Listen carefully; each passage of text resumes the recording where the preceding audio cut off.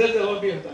त्यांनी सांगितलं की प्रत्येक फेऱ्यात 360 अंश आपण फिरतो आणि वर्षाचे दिवसही 360. तेव्हा त्याला भाग देणारी संख्या 1 ते 10 म्हणजे प्रत्येक अंकाने त्याला भागता येतं. फक्त अपवाद म्हणजे 7 या संख्येचा आहे. म्हणजे या कुठल्याही संख्येने भाग जाऊ नये अशी 7 संख्या आहे. तेव्हा त्यांच्या जीवनामध्ये सगळ्या घटनांमध्ये कधीही त्यांना भाग पडला आहे की विधाते आल्या याच्यातच सगळं आलेलं आहे. कारण विधाते येणं याच्यात सगळं भरूनच येतं. वेगळं काही अजून करावं लागत नाही. कारण तुम्ही आता ते खासदार झालेले आहेत ते सगळं आपण लक्षात ठेवलं पाहिजे. पण आपल्याशी वागताना मात्र त्या खासदारकीने वागत नाही, ते आपल्यापणानेच वागतात. हे जागेवर नव्हत्या तेव्हा आमदारकी मिळालेली नव्हती त्याला. आणि त्यानंतर ते पुस्तक प्रकाशित झालं आणि असं म्हणून लगेच त्या खासदार झाल्या.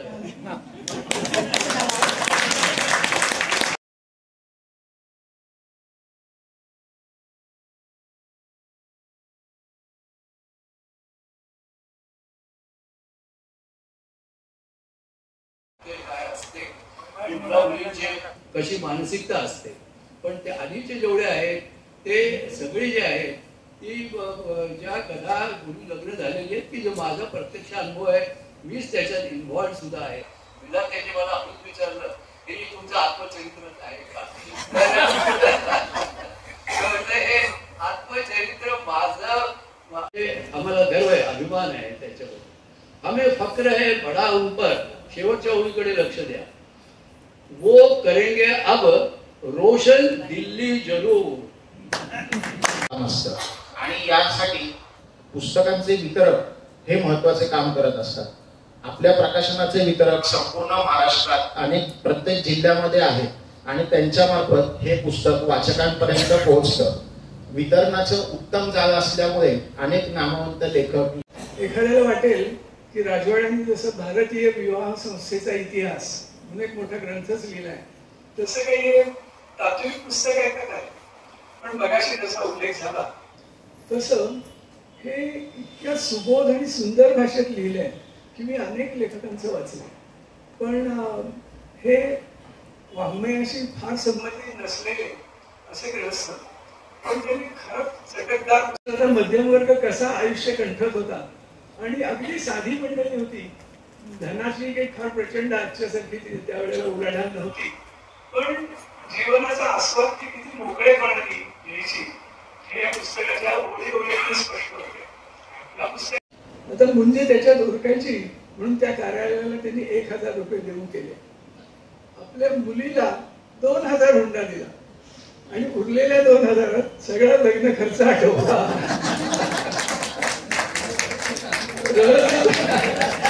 अशी रहस्य किती भरली आहे त्या पुस्तकामध्ये. त्याच्या सूत्रसंचालिका ममताताई, गौरीताई छान सवन म्हटलं तुम्ही. छान असं पुस्तकाला शुभेच्छा देते. पुस्तकाचं लिहिण्यामागे जे लेखकाचं उद्दिष्ट ते सावधान झाले. आपण सगळ्यांना बेसावधच राहिलो. किती सावधान इतक्या वेळेला मंगलाष्टकांमध्ये ऐकत होतो, पण तरी आपण सावध न झालेले आपण आणि सावध झालेले समर्थ आणि त्यांचा अभ्यास करणारे रमणजी तुम्ही छान मांडणी केली की मला पुस्तक वाचण्याचा जो मोह होता तो आणखी वृद्धी द्या आणि त्याच्यातून जो बोध आहे तो घेऊया. हे सर्वप्रथम आधी जाहीर म्हणजे आधी व्यक्त करते, कारण नंतर ते राहून जाईल. 27 ला ठरली आहे. एक वादळी बैठक काल झाली, तुम्ही वाचलं असेल. ममताताईंनी आता त्याचा उल्लेख केला. अत्यंत वादळी बैठक झाली की ज्याला मी काल हजर होते. वक्फचं काम दादांनी आठवण करून दिली की त्याचं काम आम्हाला अभ्यास करायला जो दिला आहे ते काम अंतिम चरणपर है विधी म्हणतो, तर त्याच्यातला हा महत्वाचा संस्कार मानला गेला. मुळामध्ये निसर्गाचा जर का हा एक नियम असेल की पुढची पिढी तयार करणं, तर त्याला भारतीय संस्कृतीमध्ये एक प्रकारचा संस्कार मानलं गेला.